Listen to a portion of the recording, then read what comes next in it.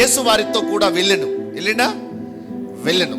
ఆయన తన ఇంటి దగ్గరికి వచ్చినప్పుడు శతాధిపతి తన స్నేహితులను చూసి, మీరు ఆయన ఎద్దుకు వెళ్ళి, ప్రభువా సమపుచ్చుకొనవద్దు, నీవు నా ఇంట్లోకి వచ్చుటకు నేను పాత్రుడను కాను. ఎంత దీనత్వమో చూడండి.